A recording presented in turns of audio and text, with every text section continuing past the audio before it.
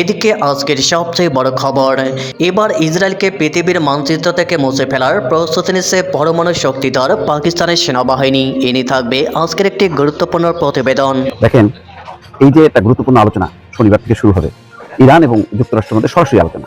এই আলোচনাটা ভেস্তে দেওয়ার জন্য ব্যাপক হামলা চালাইছে ইসরায়েল লেবানন, অর্থাৎ লেবাননকে তারা আলাদা করতে চায়, অর্থাৎ ইরানের ডালপালা ছিঁড়ে ফেলতে চায়।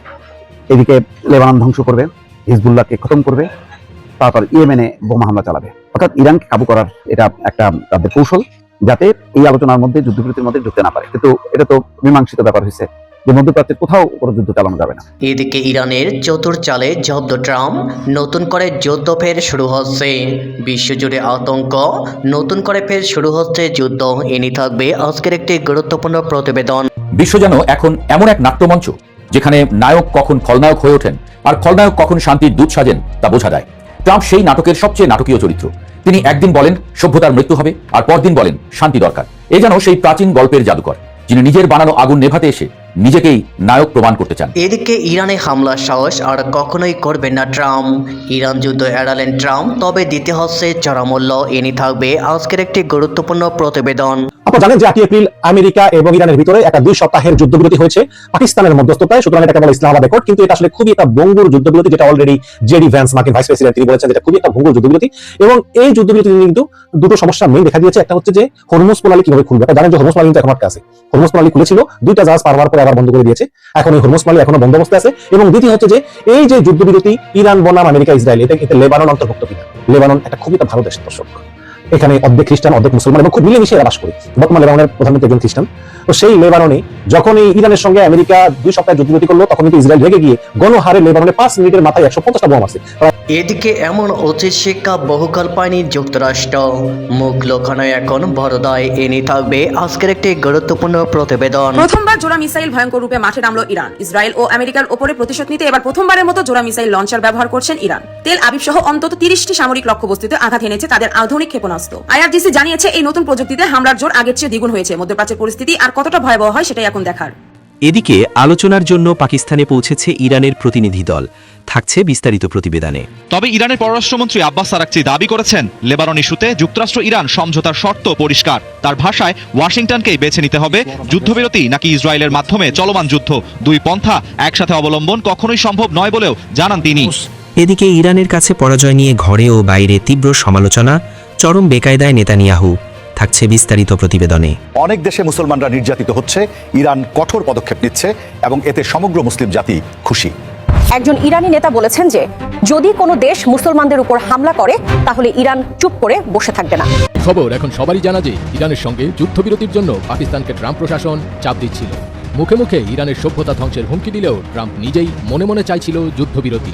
আসলে জ্বালানি তেলের দাম হু হু করে বেড়ে যাওয়ায় ট্রাম্প বেশ দুশ্চিন্তায় ছিলেন।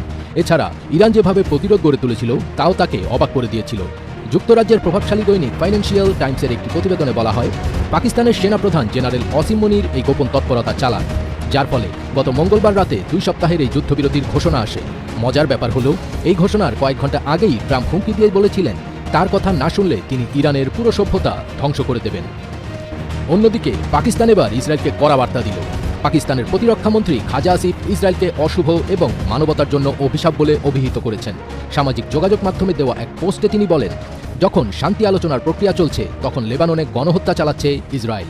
নিরীহ মানুষকে হত্যা করা অব্যাহত রয়েছে। প্রথম ফিলিস্তিনের গাজা, অতঃপর ইরান এবং এখন লেবানন। রক্তপাত থামছে না। পাকিস্তানের রাজধানী ইসলামাবাদে যুক্তরাষ্ট্র ও ইরানের প্রতিনিধিরা আলোচনায় বসতে যাচ্ছেন। আলোচনার আগেই খাজা আসিফের মন্তব্য আন্তর্জাতিক মহলে গুরুত্ব পেয়েছে। যদিও ইসরায়েল খাজা আসিফের বক্তব্যের তীব্র নিন্দা জানিয়েছে। ইসরায়েলি প্রধানমন্ত্রী বেনিয়ামিন নেতানিয়াহুর কার্যালয়ের বার্তায় বলা হয়, ইসরায়েলকে নিশ্চিহ্ন করার জন্য পাকিস্তানের প্রতিরক্ষামন্ত্রীর আহ্বান অত্যন্ত নিন্দনীয়।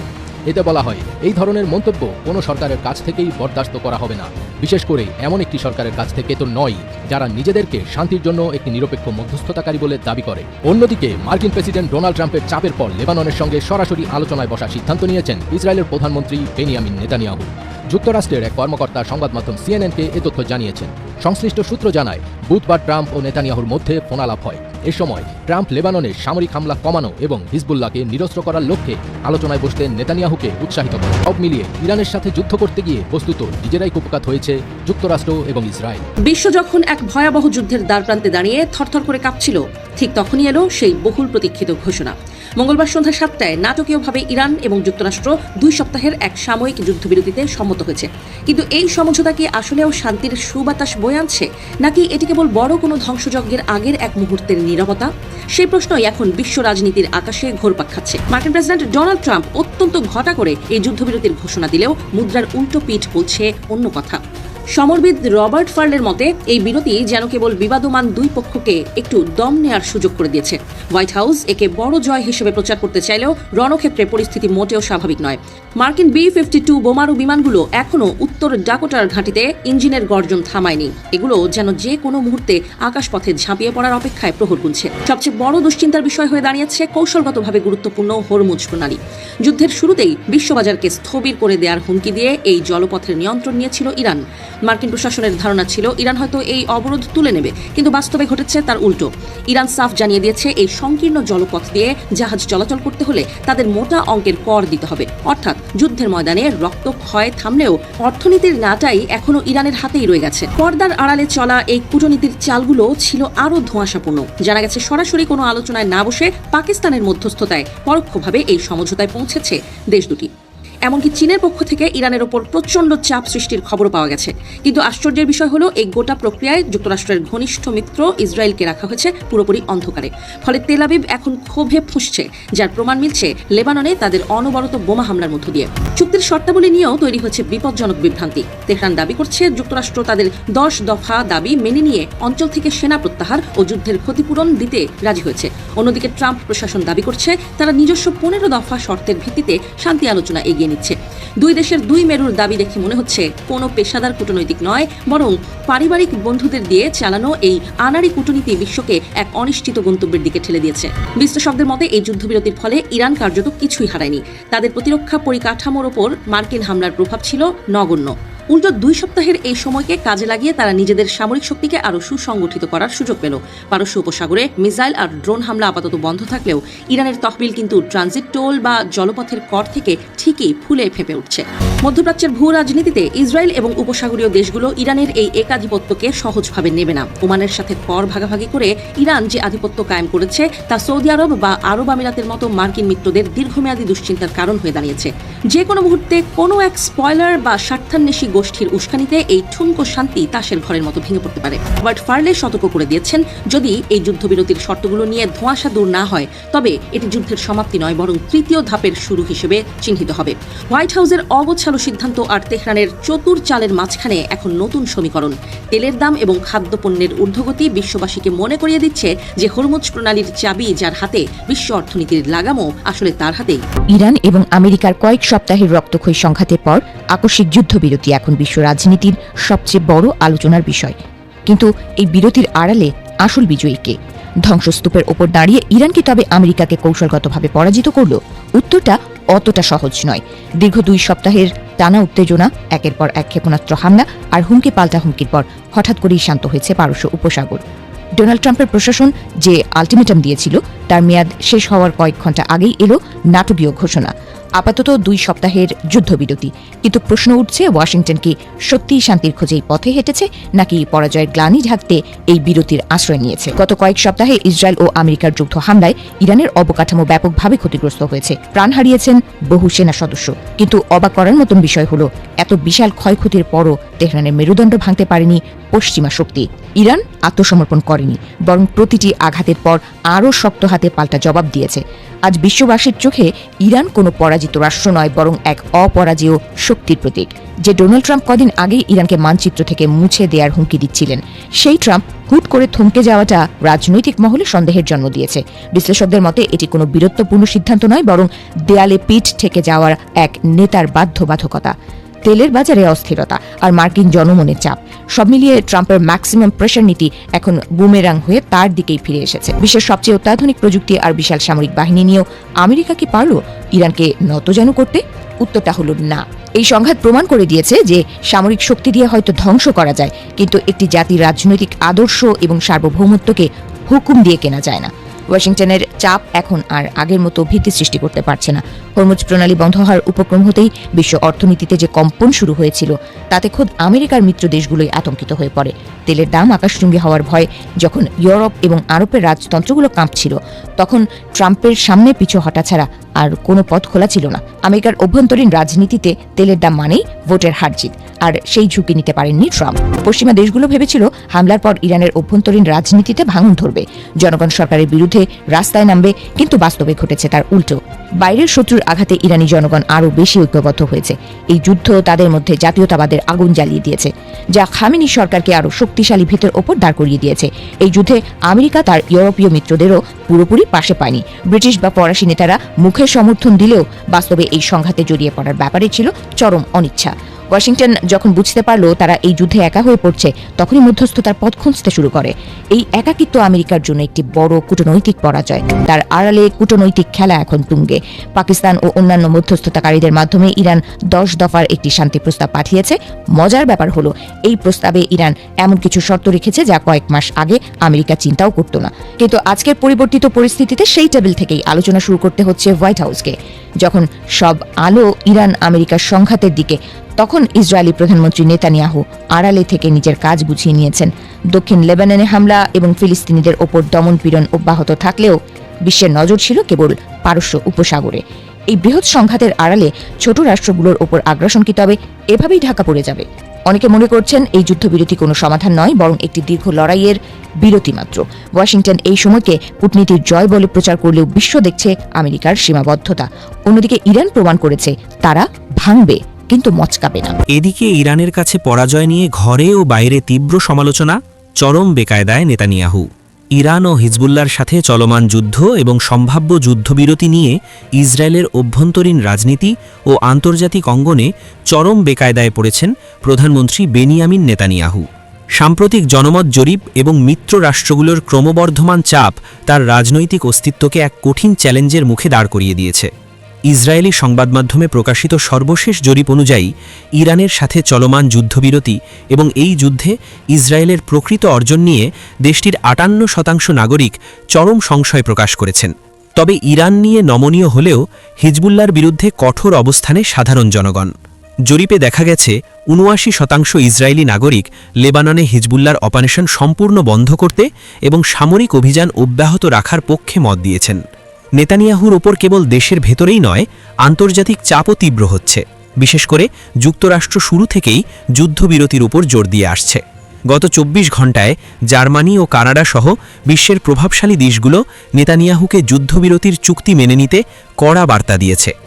রাজনৈতিক বিশ্লেষকদের মতে সামনেই ইসরায়েলের জাতীয় নির্বাচন। এই পরিস্থিতিতে একদিকে আন্তর্জাতিক মহলের চাপ রক্ষা করা, অন্যদিকে হিজবুল্লার বিরুদ্ধে কঠোর অবস্থানে থাকা কট্টরপন্থী জনমতকে সামাল দেওয়া, এই দ্বিমুখী সংকটে নেতানিয়াহুর মসনদ এখন টলমল। যদি তিনি আন্তর্জাতিক চাপে পড়ে যুদ্ধবিরতিতে অনড় থাকেন, তবে ভোটারদের বড় একটি অংশ তার ওপর থেকে সমর্থন সরিয়ে নিতে পারে। এদিকে আলোচনার জন্য পাকিস্তানে পৌঁছেছে ইরানের প্রতিনিধি দল। মার্কিন যুক্তরাষ্ট্রের প্রতিনিধিদের সঙ্গে আলোচনা করতে পাকিস্তানের রাজধানী ইসলামাবাদে পৌঁছেছে ইরানের একটি প্রতিনিধি দল। সংবাদ মাধ্যম ওয়াল স্ট্রিট জার্নাল শুক্রবার 10 এপ্রিল এ তথ্য জানিয়েছে। এই প্রতিনিধি দলের নেতৃত্বে আছেন ইরানের পররাষ্ট্রমন্ত্রী আব্বাস আরাগচি ও পার্লামেন্টের স্পিকার বাঘের ঘালিবাফ। অপরদিকে যুক্তরাষ্ট্রের প্রতিনিধিদের নেতৃত্ব দেবেন দেশটির ভাইস প্রেসিডেন্ট জেডি ভ্যান্স। তবে দুই দেশের মধ্যে আলোচনা হবে কিনা এ নিয়ে শঙ্কা তৈরি হয়েছে। এর মূল কারণ হল লেবানন। গত বুধবার ইরান ও যুক্তরাষ্ট্রের মধ্যে যুদ্ধবিরতি হয়। ওই যুদ্ধবিরতির ঘোষণার সময় মধ্যস্থতাকারী দেশ পাকিস্তানের প্রধানমন্ত্রী শেহবাজ শরীফ জানান যুদ্ধবিরতির আওতায় থাকবে লেবানন। কিন্তু দখলদারদের প্রধানমন্ত্রী বেঞ্জামিন নেতানিয়াহু এই ঘোষণার কয়েক ঘণ্টা পর জানান লেবানন এতে থাকবে না। এরপর দেশটিতে ব্যাপক হামলা চালায় ইসরায়েলি সেনারা। এসব হামলায় 200-রও বেশি মানুষ নিহত ও প্রায় 1200 মানুষ আহত হন। ইরান এখন শর্ত দিচ্ছে, যদি যুক্তরাষ্ট্র তাদের সঙ্গে আলোচনা করতে চায় তাহলে লেবাননে আগে হামলা বন্ধ করতে হবে। তবে এখনও পর্যন্ত তাদের এ শর্ত মানেনি ইসরায়েল। এ নিয়েই মূলত এখন দ্বন্দ্ব চলছে। এর মধ্যে ইসরায়েলি সংবাদ মাধ্যম কান জানিয়েছে ইরান মার্কিনীদের সঙ্গে ইসলামাবাদে সংলাপ স্থগিত করেছে। কানের প্রতিবেদনে বলা হয়েছে, যুক্তরাষ্ট্র ও ইসরায়েলের সঙ্গে ইরানের চলমান যুদ্ধবিরতিতে লেবাননকেও অন্তর্ভুক্ত করতে চায় তেহরান। দেখেন, এই যে একটা গুরুত্বপূর্ণ আলোচনা শনিবার থেকে শুরু হবে, ইরান এবং যুক্তরাষ্ট্রের মধ্যে সরাসরি আলোচনা। এই আলোচনাটা ভেস্তে দেওয়ার জন্য ব্যাপক হামলা চালাইছে ইসরায়েল লেবানন। অর্থাৎ লেবাননকে তারা আলাদা করতে চায়, অর্থাৎ ইরানের ডালপালা ছিঁড়ে ফেলতে চায়। এদিকে লেবানন ধ্বংস করবে, হিজবুল্লাহকে খতম করবে, তারপর ইয়েমেনে বোমা হামলা চালাবে। অর্থাৎ ইরানকে কাবু করার এটা একটা তাদের কৌশল, যাতে এই আলোচনার মধ্যে যুদ্ধবিরতির মধ্যে ঢুকতে না পারে। কিন্তু এটা তো মীমাংসিত ব্যাপার হয়েছে যে মধ্যপ্রাচ্যের কোথাও কোনো যুদ্ধ চালানো যাবে না, কিন্তু এটা নেতানিয়াহু মানছে না। শেষ পর্যন্ত যখন ইরান বলছে তাহলে আলোচনা অকার্যকর হবে, আলোচনা চলবে না, তখন ট্রাম্পের চাপে নেতানিয়াহু লেবাননের সঙ্গে আলোচনার সিদ্ধান্ত নিয়েছে। এবং তারপরও দেখেন, ইসরায়েলের প্রতিরক্ষা মন্ত্রী বলতেছে কি যুদ্ধ বন্ধ হবে না। নেতানিয়াহু লেবাননের সঙ্গে আলোচনার কথা বললেও তার প্রতিরক্ষা মন্ত্রী বলতেছে যে যুদ্ধ বন্ধ হবে না। এবং এই আলোচনা যুক্তরাষ্ট্র হবে ইসরায়েল লেবানন যুদ্ধবিরতির আলোচনা। অর্থাৎ এখন যুক্তরাষ্ট্র লেবাননকে উঠাই নিয়ে আসতেছে যুক্তরাষ্ট্রে, যাতে সেখানে তাদেরকে চাপ দিয়ে হিজবুল্লাহ যাতে আর লেবাননে অবস্থান করতে না পারে, সেই আলোচনা একটা হয়তো একটা কৌশলে চাপ প্রয়োগ করা হবে। তো সেই জন্য সেটা শুধু যুক্তরাষ্ট্রের আলোচনা, সাধারণত এই ধরনের আলোচনা কাতারে হয় বা জর্দান, ওমান এইসব দেশগুলোতে হয়, কিন্তু সেটা নিয়ে যাচ্ছে আবার এটা আবার আলাদা করে ফেলতেছে। ইসরায়েল এবং লেবাননের মধ্যে চলমান যুদ্ধবিরতি আলোচনা নিয়ে আগামী সপ্তাহে একটি বৈঠকের আয়োজন করতে যুক্তরাষ্ট্রের পররাষ্ট্র দপ্তর। একজন কর্মকর্তা এই তথ্য নিশ্চিত করেছেন। যুক্তরাষ্ট্রের স্থানীয় সময় মঙ্গলবার যুক্তরাষ্ট্র এবং ইরান 2 সপ্তাহের এক যুদ্ধবিরতিতে সম্মত হয়েছে। 1 মাসের বেশি সময় ধরে চলা তীব্র সংঘাত থামানো এবং উত্তেজনা বৃদ্ধি রোধই ছিল এই চুক্তির লক্ষ্য। তবে লেবাননে ইসরায়েলের ব্যাপক হামলার পর তেহরান একে চুক্তির লঙ্ঘন বলে অভিহিত করেছে। এর ফলে যুদ্ধবিরতির শর্তগুলো নিয়ে যুক্তরাষ্ট্র, ইসরায়েল এবং ইরান একমত হতে পারেনি। ইরানি কর্মকর্তারা বারবার বলে আসছেন লেবাননও এই যুদ্ধবিরতি চুক্তির আওতাভুক্ত। লেবানন জুড়ে অব্যাহত হামলার মাধ্যমে ইসরায়েল এই চুক্তি নস্যাৎ করার চেষ্টা করছে বলে তারা অভিযোগ করেন। এখন লেবাননের যে ইসরায়েলের প্রতিরক্ষা মন্ত্রী ইসরায়েল কাজ কি বলছেন যে লেবাননের সঙ্গে যুদ্ধ বন্ধ হবে না। সংবাদ মাধ্যম চ্যানেল 14-কে দিয়ে এক সাক্ষাৎকারে তিনি কথা বলছেন। এর আগে ইসরায়েলের প্রধানমন্ত্রী বেনিয়ামিন নেতানিয়াহু বলেন যত তাড়াতাড়ি সম্ভব লেবাননের সঙ্গে সরাসরি আলোচনা শুরু তিনি নির্দেশ দিয়েছেন। তার মন্ত্রিসভাকে তিনি নির্দেশ। তো আসলে এখন ইসরায়েল যেটা করছে সেটা হলো যুক্তরাষ্ট্রের চাপের মুখে। সেটা কি যে নেতানিয়াহুর লেবাননের সঙ্গে সরাসরি আলোচনার সিদ্ধান্ত মার্কিন প্রেসিডেন্ট ডোনাল্ড ট্রাম্পের চাপের মাধ্যমে এসেছে। একজন মার্কিন কর্মকর্তা সিএনএনকে এই কথা বলছে। তিনি বলছেন গতকাল বুধবার ট্রাম্পের সঙ্গে কথা হয়েছে নেতানিয়াহুর। এই সময় ট্রাম্প লেবাননে হামলা কমিয়ে আনা এবং হিজবুল্লাহকে নিরস্ত্র করার বিষয়ে লেবাননের সঙ্গে আলোচনা শুরু করতে নেতানিয়াহুকে নির্দেশ দেন। নেতানিয়াহু লেবাননে হামলা কমিয়ে আনার বিষয়ে একমত হয়েছেন কিনা তা স্পষ্ট নয়। একজন ইসরায়েলি কর্মকর্তা বলছেন বর্তমানে কোনো যুদ্ধবিরতি নেই, লেবাননের সঙ্গে আলোচনা চলমান হামলার মধ্যেই হবে। এবং জিডি ভান্স বলছেন ইসরায়েল আসলে লেবাননে নিজেদের কিছুটা সংযত করার কথা বলেছে। মানে এক ধরনের তারাও লজ্জিত, বিব্রত যে এই সময় হামলা হচ্ছে, আবার ইসরায়েলের বিরুদ্ধে কঠোর অবস্থান নিতে পারছে না। এরকম একটা মাঝামাঝি অবস্থার মধ্যে চলছে মধ্যপ্রাচ্যের পরিস্থিতি। আসলে ইসরায়েলকে থামানো খুব কঠিন, কারণ আমেরিকার যতক্ষণ না তারা মদত দেওয়া বন্ধ না করে ততক্ষণ পর্যন্ত ইসরায়েল কিন্তু ওই মানে হামলা চালাতেই থাকবে। যেখানে দুর্বল থাকবে মুসলিম বিশ্বের শক্তিগুলো, যেখানে দুর্বল সেখানে তারা ঝাঁপায় পড়বে।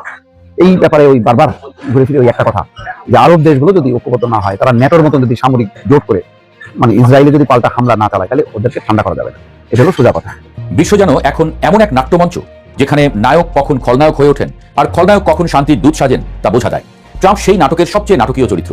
তিনি একদিন বলেন সভ্যতার মৃত্যু হবে আর পরদিন বলেন শান্তি দরকার। এ যেন সেই প্রাচীন গল্পের জাদুকর যিনি নিজের বানানো আগুন নেভাতে এসে নিজেকেই নায়ক প্রমাণ করতে চান। যুদ্ধ থামে কিন্তু ভয় থামে না, এই কথাটা ইতিহাসের বহু পাতা ঘেঁটে পাওয়া যায়। আর আজকের পৃথিবীতে সেই পুরনো সত্য যেন নতুন করে জীবন্ত হয়ে উঠেছে মার্কিন প্রেসিডেন্ট ডোনাল্ড ট্রাম্পের ঘোষিত যুদ্ধবিরতির পর। কাগজে কলমে যুদ্ধ থেমেছে, বন্দুকের নল কিছুটা নিচু হয়েছে, আকাশে মিসাইলের আঁচ কমেছে, কিন্তু মানুষের মনে যে সন্দেহের ধোঁয়া জমেছে তা কোনো যুদ্ধবিরতির ঘোষণায় কাটছে না। যুদ্ধবিরতি এসেছে কিন্তু শান্তি আসেনি। বিশ্ব নেতারা বিনয়ী হাসি হাসছেন কূটনৈতিক ভদ্রতায়, আর ভেতরে ভেতরে হিসাব করছেন কখন আবার আগুন জ্বলবে। ডোনাল্ড ট্রাম্প যুদ্ধবিরতির ঘোষণা দিয়েছেন, বিশ্ব নেতারা স্বস্তি প্রকাশ করেছেন, কিন্তু সেই স্বস্তি অনেকটা পরীক্ষার হল থেকে কিছুক্ষণের জন্য শিক্ষক বেরিয়ে গেলে ছাত্রদের স্বস্তির মতো। কেউই নিশ্চিত নয় তিনি আবার হঠাৎ ফিরে এসে খাতা কেড়ে নেবেন কিনা, কারণ সমস্যা যুদ্ধবিরতিতে নয়, সমস্যা ঘোষণাকারীতে। গত 6 সপ্তাহে বিশ্ব দেখেছে এক অদ্ভুত কূটনীতি। সকালে যুদ্ধের হুমকি, বিকেলে আলোচনার ডাক, রাতে সভ্যতা ধ্বংসের ঘোষণা, আর পরদিন শান্তির বার্তা। এমন কূটনৈতিক আবহাওয়া পৃথিবী বহুদিন দেখেনি। আবহাওয়া অফিস যেমন কখনো কখনো বলে আংশিক মেঘলা সঙ্গে বজ্রসহ বৃষ্টি, ট্রাম্পের বক্তব্য ঠিক তেমন, শান্তি ও ধ্বংস একই বাক্যে সহ অবস্থান করে। বিশ্ব নেতাদের সমস্যাটা এখানেই, তারা যুদ্ধকে ভয় পায় না, অনিশ্চয়তাকে পায়। ইউরোপের নেতারা গত 1 মাস যেন রাজনৈতিক জ্যোতিষীর ভূমিকা পালন করেছেন। ট্রাম্পের প্রতিটি বক্তব্য বিশ্লেষণ করা হয়েছে, তিনি সত্যিই যুদ্ধ চান নাকি দর কষাকষি করছেন, নাকি শুধু সংবাদ শিরোনাম দখল করতে চাইছেন। কিন্তু যত বিশ্লেষণ হয়েছে ততই বিভ্রান্তি বেড়েছে।